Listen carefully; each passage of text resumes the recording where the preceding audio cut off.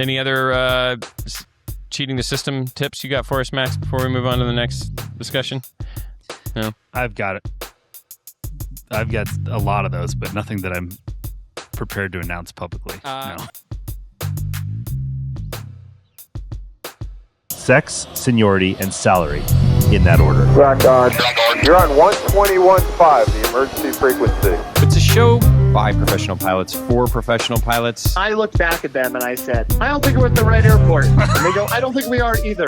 Each episode, we bring you fascinating conversations with industry experts. I think I should be a go-to on how to deal with 63, 64-year-old men. You're going to chase it like a dog chasing a school bus. But we're not just about the serious stuff. We're here to have fun. Currently on an overnight in Orlando, and this is by far hell. This is the worst place on earth. It's a whole thing. The 21.5 Professional Pilots Podcast is your destination for everything aviation, whether you're cruising in the flight levels or just starting your journey.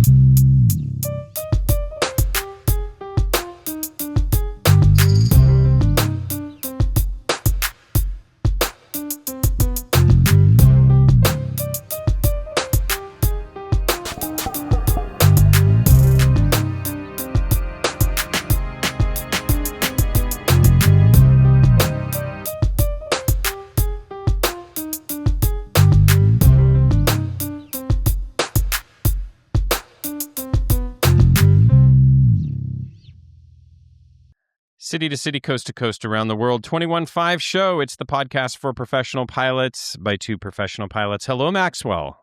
Yes. Hello, Dylan. Hey, it's the show for the pros. If you're new here, welcome. My name is Dylan. I'm a professional pilot in business aviation, joined by my colleague, Max, who has an array of aircraft that he flies. If you're curious what he's up to. This is my new... It's just somehow I captured all these airplanes in the ramp. Isn't that incredible? What a miracle. That was so nice of Southwest to lend you that 730. I know. Which model? And then 737 we had the 280, we just happened to be there. And then my Cub I flew in just because of the opportunity. So great. It's good.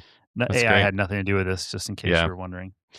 I have a different type of custom background, which is going to fit into our conversation that we're going to have here in a little bit. It's giving me anxiety. The willies right now. But first, Max, breaking news to show our legitimacy as a professional pilots podcast, especially for those in business aviation. I just received an email from our friends at Atlantic Aviation today. I don't know if you got this email, but this is breaking. And the title of this email is Increase in IRS Reporting Thresholds. Exciting news. Beginning with the 2026 tax year, the IRS reporting threshold for the 1099 MISC has increased from $600 to $2,000. Oh, wow. Meaning that if you get Atlantic rewards, and if you don't know what Atlantic rewards are, you should probably just shut this podcast off because this probably isn't for you. But yeah, it used to be... That's not true, dude. What about all our military listeners who went right to the airlines? I'm sorry. You know what? That was insensitive. Let me quickly explain what an Atlantic reward or Atlantic buck is. Any other groups you want to exclude from the podcast? I know, that was very dismissive. I'm sorry. I take that back. Any races or anything else you want to I'm going to just go nuclear here? Don't want to alienate anyone. Scumbag. Let me attempt to repair my previous comment.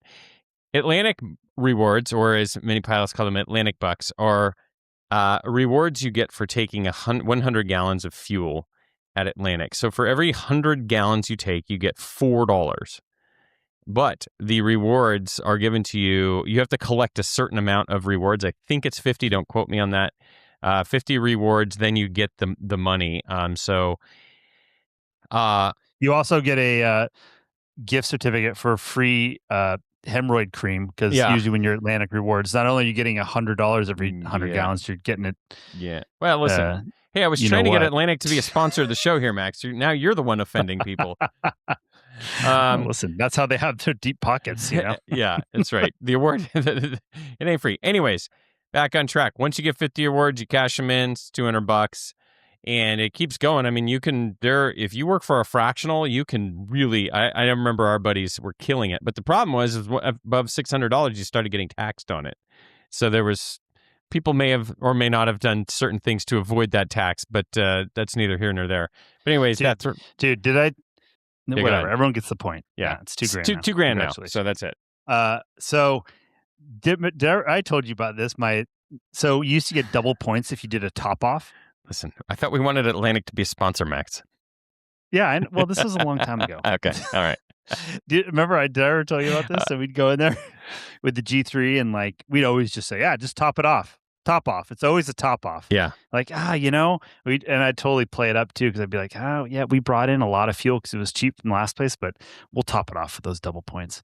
Yeah. And so I'd hide in the cockpit, like, and I'd be like squatted down behind the center pedestal, and so they couldn't see anybody in the cockpit. Yeah. And so they just let it flow until it, got topped off and shut off. And so I'd hide there and I'd be looking at the fuel gauges till the fuel that we actually needed, which was not a top off. Yeah. And I'd pop up real quick and slap the fuel shut off valves. So it'd shut the fuel off and they'd think it was full. And it was kind of funny because sometimes we really played it up where like we would not take that much fuel and be like, I don't know. Yeah, we have a lot of fuel. It's tough. And I remember the fuel truck guys like kind of looking up there like, I think what's they going were on? You guys took scams, 74 right? gallons. Yeah. We're like, no, what do you want from us? It's a top off. Yeah. I took as much as we could. We're doing it. We're trying our best. I think that, yeah. And guess what, guys? That program does not exist anymore. The double point top off program. So I don't know who have. Now you know who to listen. to thank Calm for down. that. It's not like I was the only one. Trust me. Yeah. I'm pretty sure I wasn't the only one that figured that out. That was before, you could even ask AI to solve all your problems. Wow. I figured that out all on my own. So let me ask you this. What did you do with the Atlantic bucks? I don't know. Because here's what we're doing with Blew them. it. Here's Blew what it we on do. Booze and I guess. I don't know, party back then? I don't know. Our strategy is we have one pilot take all the points until they hit because you have to hit that threshold, right? That 50 reward threshold. So we just have it go all to one, and then you'll hit that threshold first. But it's like your funny money? And then you just keep that card, and then on the road, you want to go to the movies, you want to go, do whatever, play golf, then you just sort of use that money as... Play Frisbee golf? Yeah, Frisbee, which is usually free, so you don't even have to spend it. But, you need a new Frisbee driver? Yeah, exactly. You throw it into the lake. That's more realistic. Have to go to Stop by Dick's Sporting Goods and pick up a couple discs on the road. Have you thrown a Frisbee into the lake? Oh, many. Do they float? Not real. They can, yeah. Sometimes we have these super long poles. You haven't seen the pole we use to pull the disc out? Mine telescopes. Is that the same one that's used to put the engine covers on? You probably could.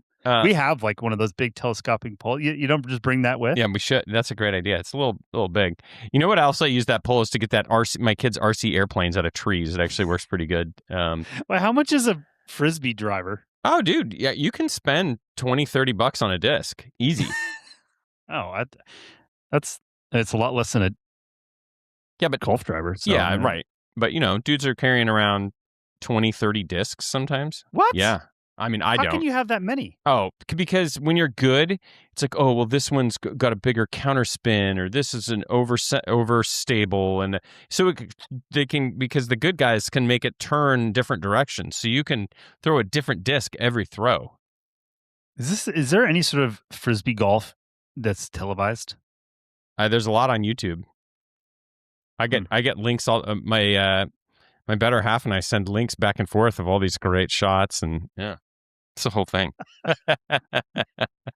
Do you forget, is Frisbee golf popping into your reels yet? Oh, yeah.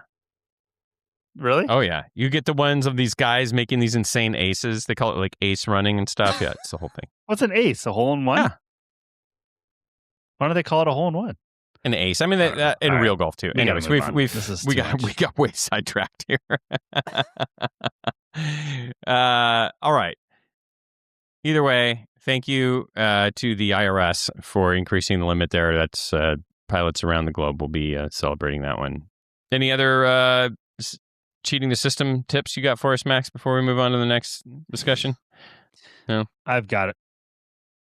I've got a lot of those, but nothing that I'm prepared to announce publicly. No. The system is striking back right now. Earlier on the phone, we were talking about parking, airline pilots and parking at your base.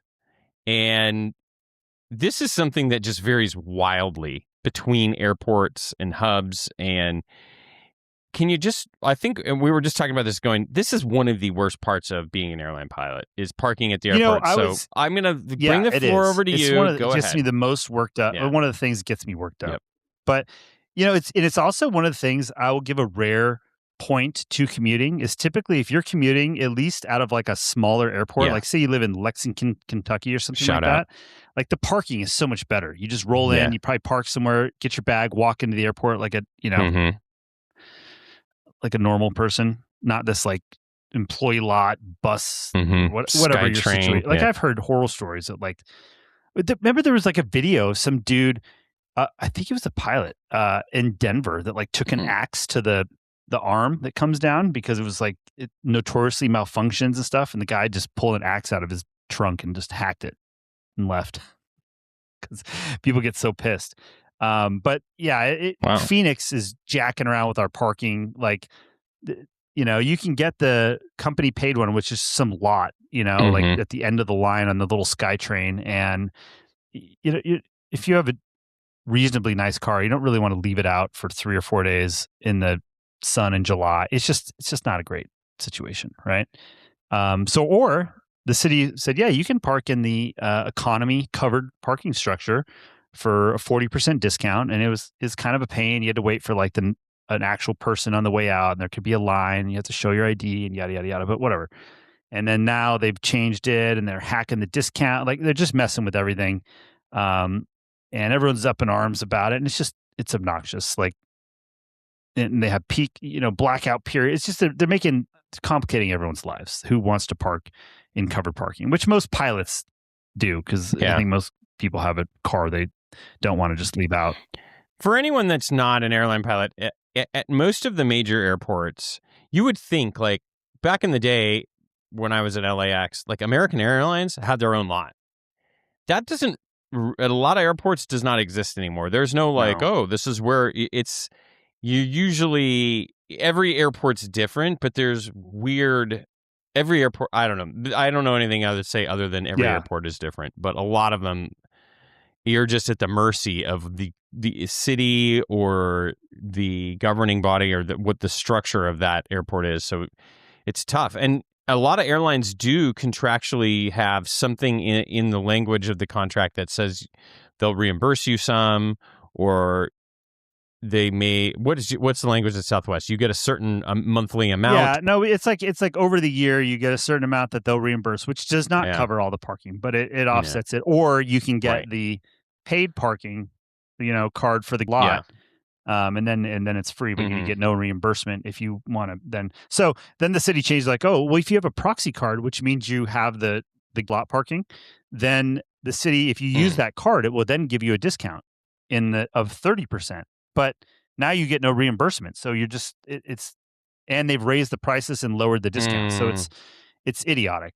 And it's really, so now I'm like, well, I guess I parked one time and my parking for a 3-day trip was like $65 or $67. I'm like, wow, this is ridiculous, dude. Just to drive to work. Like it's idiotic. So yeah, now I'm parking in an off airport lot. I'm trying that out, which is, actually, I was pleasantly surprised. It's less painful than I anticipated. Like they pick you up right at your car, you give you a card, you give it to the guy. The van's there all the time. Like it's pretty good, and it's like $11 a day. It's just annoying. Like because then you go through all this rigmarole on your first day, and then you get the second most annoying thing of being an airline pilot, which is then when you fly and you get to your final destination for the day, then you got to deal with the hotel van.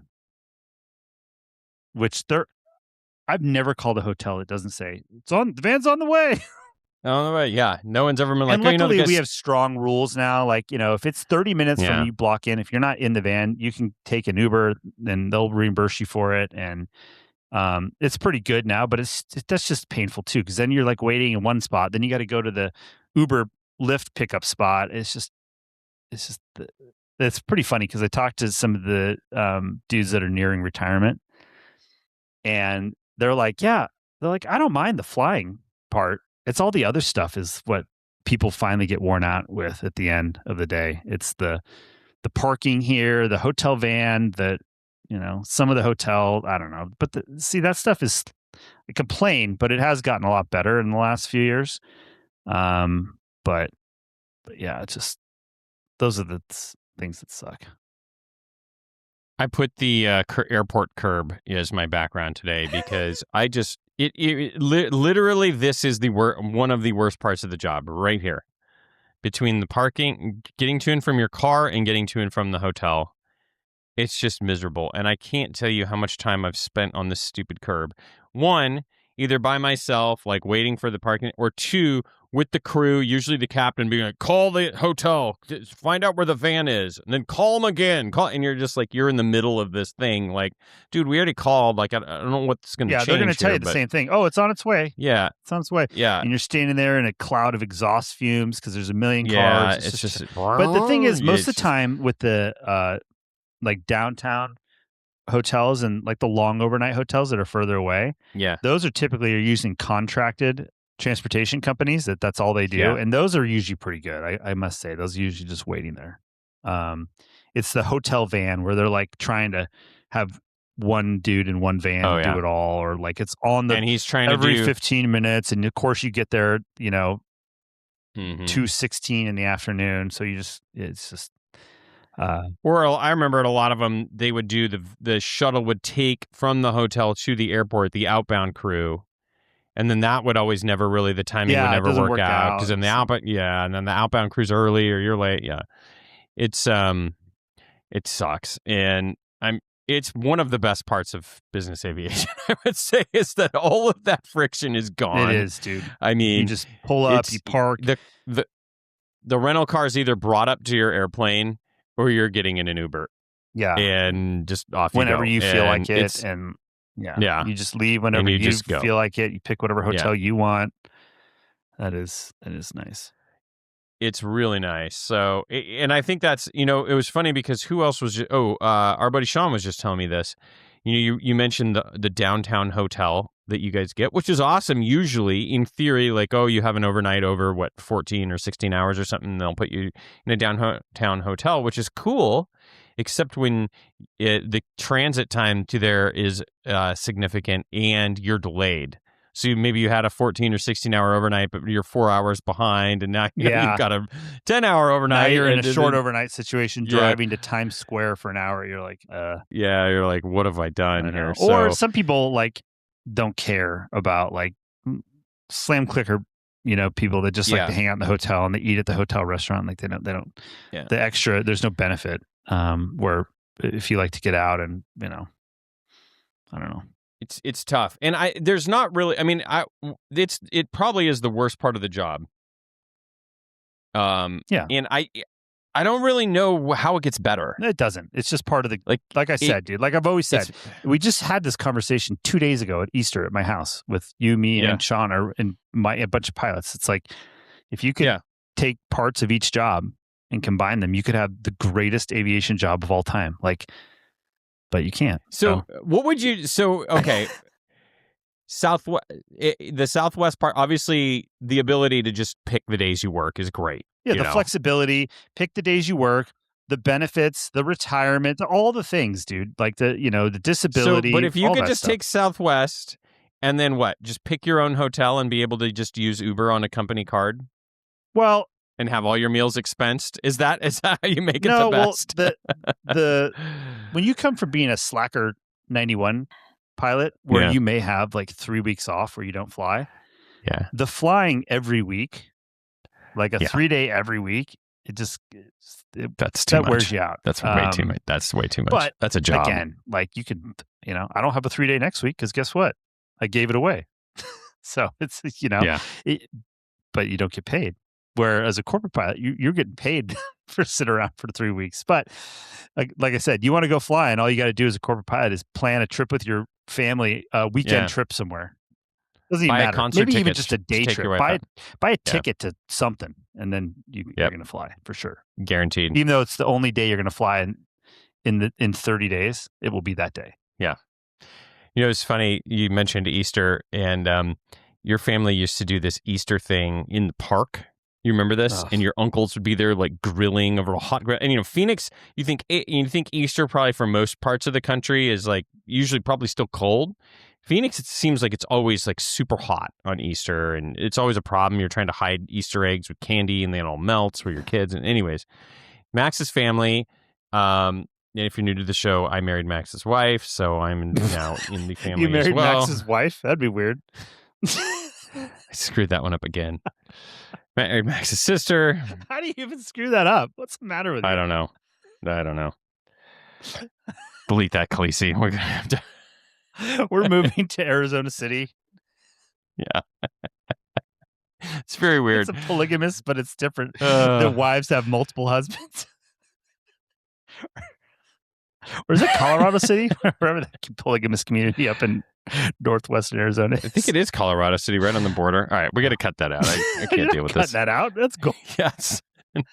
You can't just be an idiot and then cut it out. That's not fair.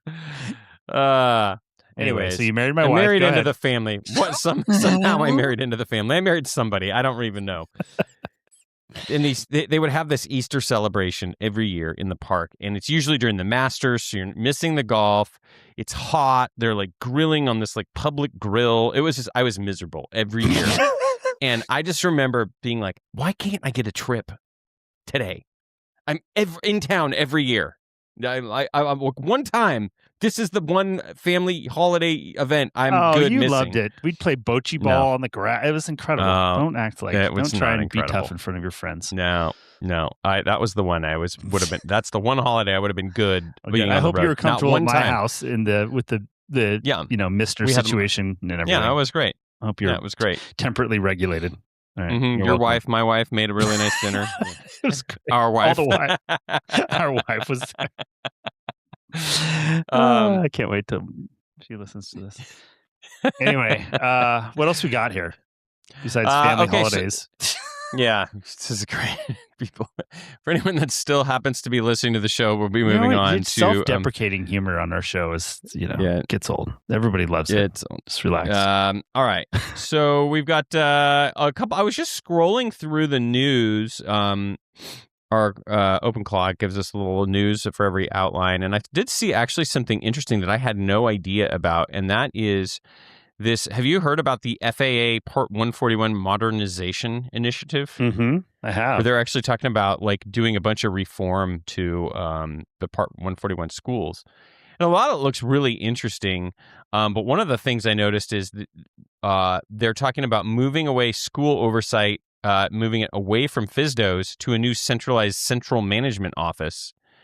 So that instead of having this, quote, FSDO lottery where one FSDO, lets a school do something, but then another FSDO doesn't let that school do the same thing, it would actually make it so that there's one national body that's governing all of that, which I think is a step in the right direction because I have no firsthand of situations where it's unfair treatment for places in different locations.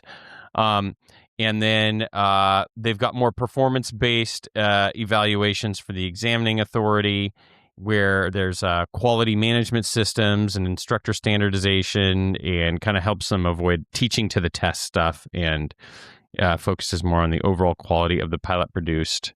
So some interesting things there, and then also some more credit for simulator training and some other things. Anyways, the point is, it was really interesting because ALPA requested an extension to review this, and so they're like holding this up. But I realized that they announced this. There was only a 6 business day review period for this whole sweeping reform of Part 141. I love that because the FAA is known for being so expeditious in all their efforts. Dude, you want to talk about that? So I'm changed my N number on my plane, right? And then you have to go through this right on the form. I told you this, right? And it says, call your FSDO to get a new airworthiness. And they're like, you have to use the airworthiness portal, this website. So I did that. And what they've made me do is send a scanned copy of my airworthiness certificate written across it, superseded. And my operating limitations, right? Superseded, which I'm pretty sure I can't go fly and then get ramp checked and show them my superseded documents because I had to supersede them before I got the documents that have replaced it. And they still have not sent me the replacement document. It's been 2 weeks. So what am I supposed to do? It's like when your medical gets deferred, you could name this a million different ways. They take 6 months and then they give you 6 days on a sweeping Yeah. Oh, we'll just reform quickly on the rules. Take a look at this, guys. Let me know. Yeah. Real quick. You have till the end of the week. Thank you. Yeah. EFA.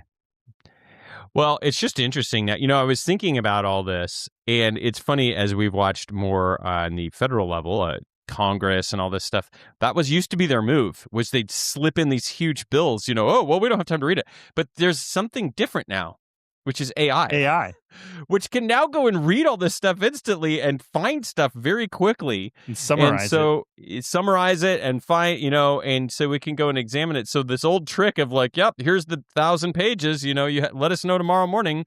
So it's that trick is sort of evaporating. So I'll be curious. I mean, look, I have not obviously read the entire proposal, but I think that from some of the elements in there that I'm seeing, I think that's a step in the right direction, to have kind of level the playing field and make things a little bit more efficient. They mentioned, that like chief pilots have more leeway to update syllabus items and other routine changes without, having to get a signature or an approval for every single thing. So hopefully they can go through it and maybe more than 6 days is appropriate. I think, but hopefully there is some reform to Part 141. So it's funny that ALPA's the one that comes forward. Wait, hold on. Yeah. I'm sure they're not the only one, but if you're in the 141 world, I'd be curious to hear. Shoot us an email, info@215podcast.com if you got any insight on this. But hopefully there's a step in the right direction. But curious to learn more. So. All right, Max, those were sort of the interesting news items that I saw today, unless you wanted to get into the TBM 980 delivery times. We're good. No, you got to pass on that. Okay. All right, let's get into some reviews and YouTube comments. I'll read the first one here because I don't know if I can decipher it. Maybe you can help me. It comes from CG00. It's a 5-star review on Apple Podcasts. It says, "Love the show. Keep it up. When passing on the exceptional costs that aircraft maintenance can have, management just wants to know what it's going to cost. There is no good or bad news. It's just news. If they get feelings about it, just casually explain how it affects the aircraft readiness and what options they have. Move on. Plenty of actual problems to work on." Yeah. And it is worst case, use Dylan's metaphor of the elephant in the feed. That usually goes over well. That's right. All right, another YouTube comment. G600 pilot here. Great plane. We need 200 more. I actually heard shout outs about you guys twice today at the Seattle PNBAA Safety Day. You're getting out there. Yeah, those shout outs were because someone was questioning if we were married to the same person, though. So I don't know. That was maybe not a good shot. They have a podcast. I don't know what they're doing down in Arizona. There's a lot of interesting developments. Well, hey, appreciate the reviews and the comments. If you left us a review, shoot me an email with your mailing address and we'll send you some 215 stickers. Just got a fresh batch to send out to you. All right, Max, mailbag coming up. But first, let's talk about our longtime sponsor of the mailbag, which is our friends at the Advanced Aircrew Academy. Max, let's be honest. Most of us don't need more training on how to fly when everything is normal. We need training for the moments when it is not normal. Weather tightening up, ATC reroute stacking, a maintenance issue popping up at the worst time, a passenger timeline that's suddenly unrealistic. And now the cockpit workload goes through the roof. Advanced Aircrew Academy is built for that reality. They focus on real-world decision-making, threat and error management, cockpit communication, and building disciplined habits that keep the operation smooth, especially when the day is trying to get away from you. If you want training that makes you more effective on the line, whether you're Part 91, 135, or 121, this is it. Check out aircrewacademy.com and see what courses are coming up next. On to the mailbag, Max. Go ahead. Right. This first one is good. I was looking forward to reading this because we did a call out on something we don't have tons of experience on, which is helicopter jobs. So one of our Diamond Dogs, Rob, who we've had on contribute to the show before, wrote us in. Greetings from your Diamond Dog, Rob. I'm listening to episode 202, and you all started discussing a career of airplanes versus helicopters. It was in the mailbag from CJ. I may be one of the better people to provide insight as I flip-flopped and forth between the two 7 times in the last 20 years. Wow. And now, thanks to my major airline's liberal moonlighting policy, I'm doing both. My civilian jobs included flight instructing both airplanes and helicopters, helicopter tours, helicopter charters, Part 135, regional airlines, 2 of them, law enforcement aviation, helicopters, airplane charters, Part 135, major airlines, he's been at 2 now, and electronic news gathering in helicopters. None of this includes the 14 years of flying helicopters for the Army, which I've been doing simultaneously with the helicopter and airplane civilian jobs. You're correct that most helicopter pilots are not gone as much overnight, except for those flying in the Gulf of Mexico or those flying EMS who couldn't get a job close to home. Gulf of Mexico is a 7-on, 7-off or 14-on, 14-off schedule. EMS is usually a 7-on, 7-off job. According to my AI search, there are about 400 open helicopter EMS jobs right now, but many of them are in very remote areas. So unless you plan on moving to the area, those are nights away from home. I didn't think about that, commuting to a helicopter job. Yeah, I know the Gulf. A lot of guys do that Gulf commute. In helicopters, the barrier for entry is generally much more difficult and expensive, so much that many Army pilots coming out of a 10-year active duty career with 1,000 flight hours have difficulty finding a helicopter job. You can start instructing in helicopters with 200 hours of helicopter time, but SFARs and insurance requirements usually require those to be 200 hours in piston helicopters, and the Army does not fly piston helicopters. No, interesting. Yeah. Piston helicopter time generally costs about double the cost per hour of an airplane using the same engine. Oh. Once you break the 1,000-hour threshold, you can usually get your first turbine job. Most of those are available in the Gulf of Mexico, New York, Las Vegas, and Alaska. Back to your adage about timing. 1 month before I came off active duty in 2015, Obama put a moratorium on oil drilling, and the Gulf of Mexico jobs dried up for several years. Industry standards require 2,000 flight hours in helicopters, which is a hard limit to fly helicopter EMS, which is why those active duty Army pilots aren't really your competition. At the rate that most Army helicopter pilots are flying, it would take them 20 years to achieve that. The biggest reason to strongly consider against helicopters versus airplanes is risk versus reward. All the helicopter jobs I've had are by far more fun and exciting than any one of my airplane jobs. But we all grow up. I'm turning 42 next month, and we can't feed our families off of adrenaline. Think of the risks that we take in our first airplane job, flight instructing. Now multiply that times an entire career, not inclusive of overtime. Most helicopter jobs top out at $120,000 to $150,000 per year. It's hard to convince yourself to fly single pilot IFR over the mountains in icing over a dark desert at night for $120,000 a year just for the excitement.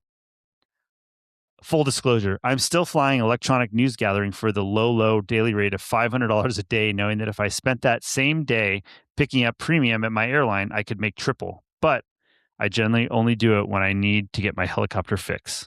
Hope that helps. And that's from Rob. That was an outstanding email, Rob. That was good. And yeah, that's... I learned so much. Like, I had no idea about... I mean, I love that he names the numbers, because if that's the hardest part, it's hard to get that. Well, what does a guy make in a day? Okay. But wow. And I think with any... that's kind of the thing with flying, dude. Anything that is really exciting or allows you to be creative and or however you want to put it, whatever it takes to scratch that itch, is generally more risky and pays less. Yeah. Like, it seems like that's why I always say, like, when I talk about when I was flying corporate, Part 91, flying around the owner who was mostly going vacation. So I was going on workation and scuba diving in the Mediterranean and skiing in Aspen and Europe and doing all this stuff at work. It was awesome. And it was great. And I was having a great time, and the flying was fun. But what I always kind of say is when people are like, oh, what did you do before you came to Southwest, or whatever, when you're flying, I'm always like, yeah, then I had to grow up though and get a real job. Like, that's how I felt. I felt like I had to grow up and do the responsible thing and get a real job. And flying at the airlines is not, you're boxed in by the book, you got to do it their way, and which is the right way to do it. And it is what it is. But, chasing the excitement and stuff long term, it can be a problem fraught with a lot of sacrifice. And the good news is, you go and do the boring flying, it does pay enough that you can still do your own. Yeah. Luckily, see, Rob has figured it out. He still wants to have the excitement, but he didn't buy his own helicopter. Yeah. he finds somebody that pays him still to go have fun. Yeah. Even though it's not as much as he could make doing, Right. the premium flying, he's still getting paid to go scratch his itch. Whereas me, on the other hand, am paying to go do that. So no matter what you're getting paid, as long as it's a net positive, I think you're really way ahead. Max is available for contract work in the Carbon Cub models. I think he's just announcing. Yeah. Wow. Really well said. I mean, that is, like he said, you can't feed your family off adrenaline. And, we've indicated on the show many times that, there is definitely a part of airline flying. What the trade-off is that stability for that excitement, in the long run. And I mean, just think about it. If you were just eternally single and just could, didn't have to think, like you could be an expat. Oh, you could do like so we said, many cool things. You could go to the Legacy Airline and just live in Manhattan, knowing that your seniority would be incredible in New York, and just I mean, but again, it's funny.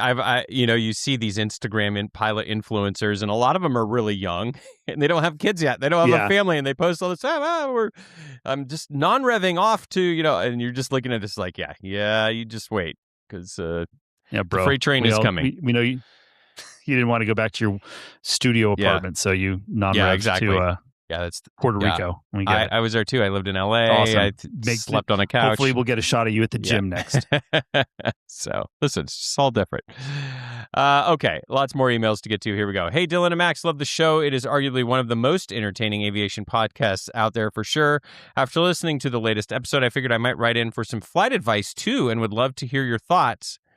Wait a minute. This is supposed to be in the flight advice section. You're going to have to fire our AI assistant here. Just keep going. TLDR, we have worked in aviation as a maintainer for 25 years. Lots of licenses and certifications. I'm 46. I have a single and multi-commercial with about 500 hours. I'm continuing to fly in my own airplane. The CFI route isn't really a good fit for me where I work and family obligations.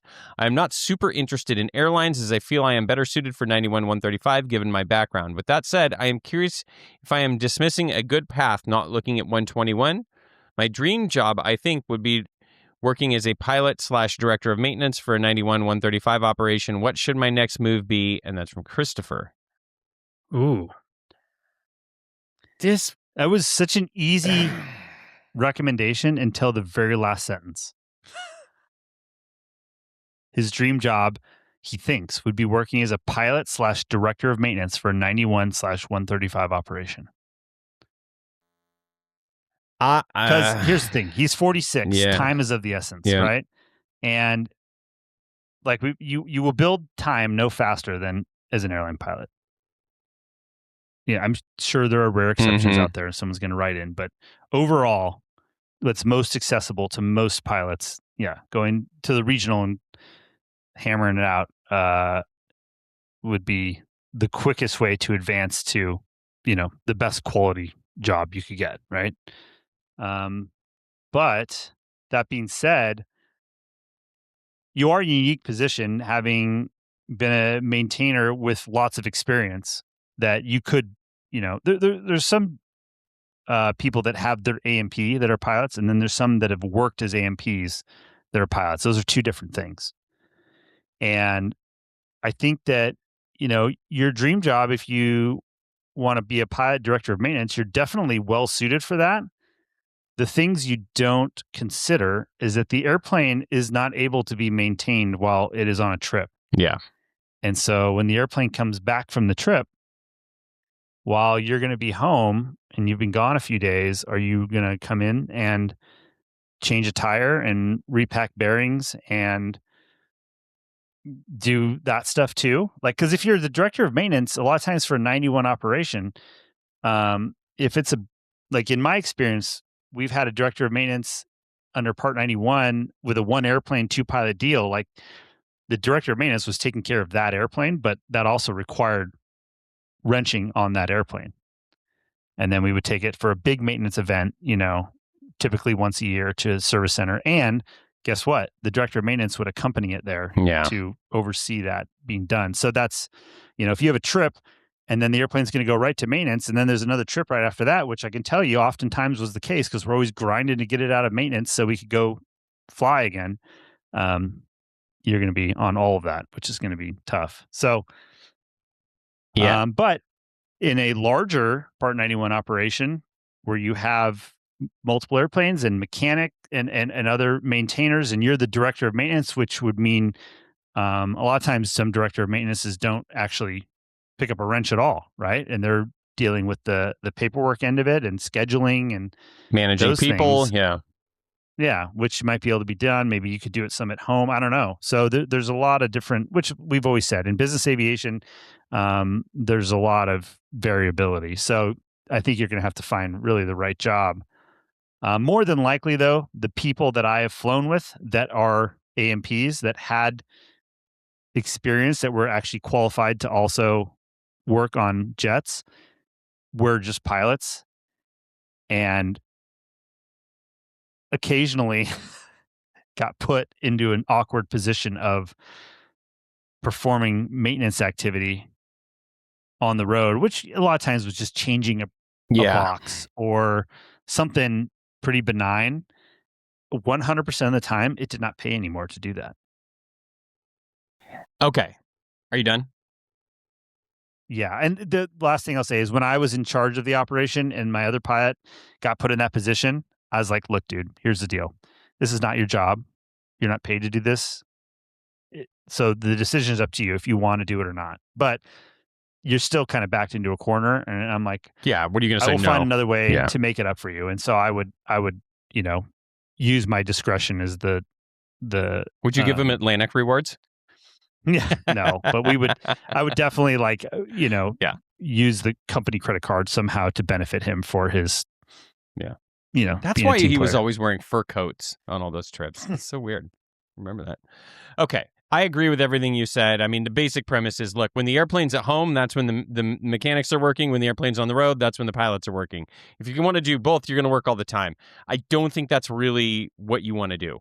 Now, having said that, I have seen guys leverage their maintenance background into getting a pilot job where they are not necessarily the director of maintenance, but they are seen as an asset when they are on the road. So if you go into it and you negotiate that as part of your deal, I know of a mechanic here in Scottsdale that was a director of maintenance for a long time and then is now flying a very big airplane with not a lot of time. But because of his background, that's seen as an asset in a larger crew because now you have your DOM at home, but you also have sort of a quasi-mechanic on the road with you too. So I think there are ways to leverage your experience that might get you into a job that you might not normally qualify for from just the pilot credentials standpoint. But boy, I don't think I'd want to be a pilot and a director of maintenance at the same time. That to me does not sound like a real fun setup. And then if you do the 135 thing, I think even more so, they're just going to keep those roles separate because it's just there's too much going on, and it would be hard to do both. So, I'm essentially agreeing with you, Max. And then if you go to the airline route, like you said in the email, you're not interested in it. I don't think you really can leverage much of your aviation or your maintenance knowledge into the airline world. That's not really going to be seen as a huge. It'll be some benefit, but not much because they can't really use you. So, good email. All right, I think you're next. All right, next we have an email. It's a little bit of a flight advice, I guess, but we'll go with it. Hello, guys. Longtime listener. Have loved listening to the podcast on commutes and deadheads. I'm currently an FO at a regional, and I'm not seeing much of an opportunity to upgrade soon. I have 4 interviews in the next month. 2 are 135, another is 91 owner who is a pilot but needs a PIC, and the other is 121 that may be in the middle of a merger. Do I risk the merger and get the dream type that has me hooked on becoming a pilot? I'm worried about furlough. I also see some great quality of life changes to the schedules there. 135 opportunities, to the schedule that these 135 opportunities have. I'm young, so it's not the end of the world, no matter how it shakes out, but I don't want to job hop a bunch if I can avoid it. The end goal is the majors. Thanks for the help. Unfortunately, we don't have as age, but he's young. So we'll say let's just assume 30. Yeah, I would say under sound fair? under 30 probably, yeah. Okay, under 30. And he's been at the FO at the regional. Not much opportunity. So how long?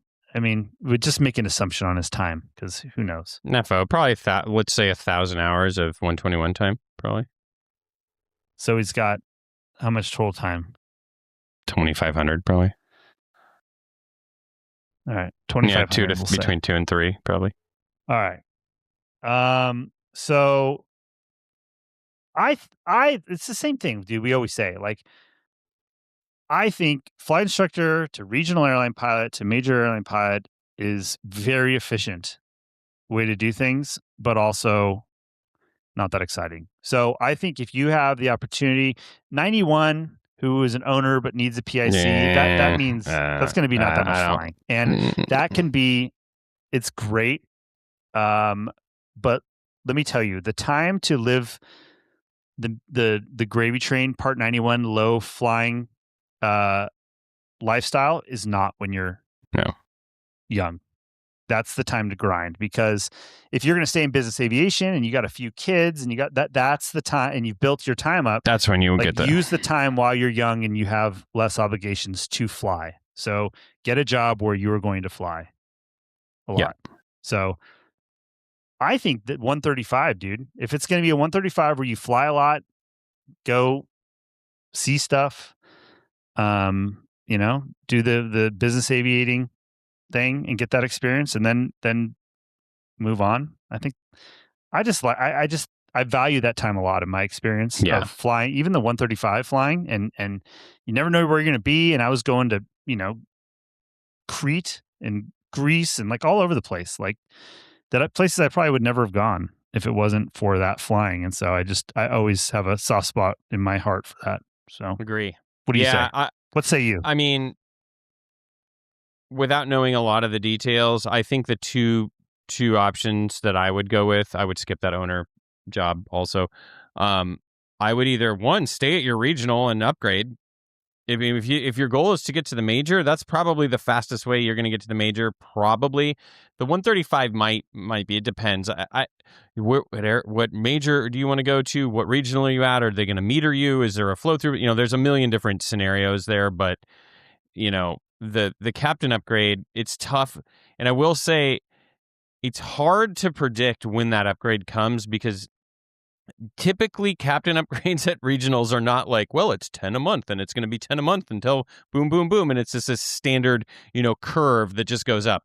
That's not usually the way it works. It's like, oh, we got a new contract. We got to upgrade 200 guys right now. And then, it goes crazy and then it stops. Yeah. And then, so it's like, it's never like this linear, simple progression. So, I mean, if you're already on the list and your goal is the major and the regional you're at can get you to the major you want to be, then the captain upgrade, just sticking for the captain upgrade, might not be the worst idea. Well, the other thing too, dude, is the forecast this year for hiring from all the big airlines is quite robust. And so, and you get pilots from a lot of places, but a lot of them come from the regionals. So. That being said, I agree with Max. Like, if you do flight instructor, regional, major, it's a great path, but it's not that interesting. If you can get into the 135 path, and it's one, make sure you get a PIC type right as you go in, so then you'll be able to log PIC time when you're flying. There's a way that, essentially you just do the 135 and then you go to the major that way. Now you're a little bit more diversified. You got more experience, especially if you get on a decent sized airplane. You're maybe going to do some international flying. Then I think that's a great maneuver to kind of go off to the side. I think the move is, when you're young, is to take the biggest airplane flying job that's probably going to come with a crappy schedule, because that brings the experience level down. Because dudes that have been around, that have a few kids, don't want to do 2 weeks on and 2 weeks off or whatever it is. So go fly even if it's a clapped out G4. Like, go fly that thing, dude. Do 2 weeks on and bounce around the world and do that for the guys that I see that the guys that took the G4 job out of Van Nuys early in their career, or Teterboro, that's like, once you do that, you Let's go rent a room and Yeah. at some old And just lady's grind. house, Yeah. and who cares? That's I Yeah, feel and just like go grind. And that's the rocket ship to be able to go as far as it is, and it's a Yeah. blast, dude. That's like that. Those are Yep. those are days that you will never Yeah. regret, because like looking back on that stuff, and I didn't know. do that. Like, you know, if I had to go back and do things over, I would have done that as soon as Yeah. possible, as soon as I was minimally Yeah. qualified. But I did stuff that Yeah, was you- similar. I you- flew a large airplane charter, but I was married at the you know, I had stuff going on. I had That's kids. the thing like, is it was we different. were both married like right out of pretty quick Put it out of this way. college. Being on the beach in the Mediterranean is not as much fun when you have a wife and Yeah. kids at home. It's still Yeah. fun. It's just not as much Correct. fun. Correct. It just sucks a little bit Yeah. of the wind out of your sails. Oh, it's fine here. The food's not very good. The weather sucks. Yeah, we're gonna I go to don't bed know. It's pretty early. humid. A lot of jet lag. I don't know. Exactly. Yeah. People eat dinner so late Yeah. here. I don't know. It's hard. They don't take our credit card. Yeah. I don't know. I might run Yeah. with the Bulls tomorrow. It just depends on how I Did feel you, when I wake like, up. You've told this story on the show before where you guys were like in Greece and you rented the dirt bikes and did this whole thing. Did the folks back home know what you were up to at the time? Or did you kind of keep that one under your hat for a little while? No, I do. Come on. How do you keep that? Like, what'd you do today? What are you going to say? Like, I didn't lie. Yeah. I never lied. You just downplay it like everybody does. I was like, yeah, no, it's cool. You know, we rode the motorcycles around. And went snorkeling a little bit. The secret is to do things that your spouse doesn't enjoy on those trips. So they're like, I didn't really miss it, Yeah. I mean, at that time of my life, it worked Yeah. out pretty good. So, Anyways, my spouse now gets major FOMO because we like to do a lot of the same stuff. that's the problem. Yeah. She's very comfortable in the jump seat. Let's just put it that way. All right. It's not a No. problem. It's great because it Yeah. works out, but it's when it doesn't work out, That's the problem. it's not so great. All right. Well, that is going to do it for the mailbag. The flight advice heavy version of the mailbag. We've got to fine tune the AI here. We're still struggling a little bit, but we'll get there. Keep those emails coming, info@215podcast.com, and we will be happy to dispense that. I'm getting an alert from Max here that we might have to wrap up. Do you want to try and tackle this last flight advice email, or what do you think? What is this? Oh, let's see. We're looking at the that? baby monitor Baby here. monitor What's on going there. on? Yeah, she's standing Okay. up right there. So and I am the only one home. So that does that Okay. answer your question? Okay, Dylan? I Or- guess. This is what I'm talking about, Yeah, kids. exactly. Exactly. Enjoy it. Well, we did a bunch of flight advice in the emails anyways, so that was good. We've given out plenty of free advice, Brian, already. I promise We're you good. we will get to your contract pilot question in the next flight advice. I'm leaving it right in there. So we will get that next time. I'm sorry we're out of time today. That is going to do it for the 21.5 show. Thanks to all of the folks who make this show possible. Our friends at Advanced Aircrew Academy, Timothy P. Pope, Harvey Watt, James O'Neill, the Air Comp Calculator, Veris Jet Sales, the whole crew. We couldn't do... One more, Dylan. Don't forget. Wait, hold on. This is... Our wife. Don't forget. Our wife who makes so much. I thought you were for those of you that don't know, Max also manages all of the sponsorships for the show, so you can expect some type of Phoenix Airport parking lot sponsorship here coming in the very near future. I thought you were. And this episode brought to you by the parking South. spot. So we know that's coming soon. So stand by. If you've wondered sometimes why Cup Crafters parts That's and a other good things, idea. I can't believe I haven't thought about this first. Yeah, this is coming. So just be ready. When you hear these... This episode brought to you by Cato Propellers, their new ground adjustable propeller. Yeah. Deer Valley Airport Municipal Hangar. I should bring up one that was a sort of a sponsor was Shock Monster, TK1 that helped me out on my shocks.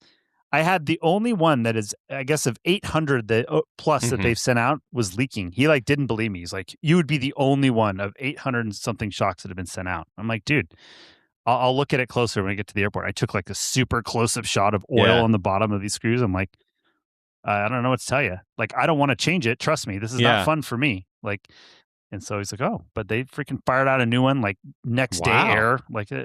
They're awesome. Yeah, it's a really good. They're.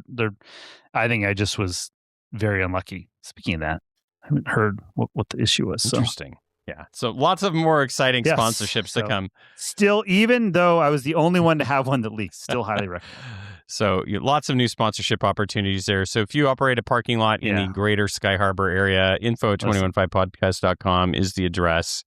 And we'll be happy to make an arrangement somehow. Max does require covered parking, however, I think. So we'll have to work that into the deal as well. Obviously. All right. That is going to do it. Until next time, while you're waiting for your airport parking shuttle or your hotel shuttle, just remember. Flexibility is the key to air power. All right. See ya. Yeah.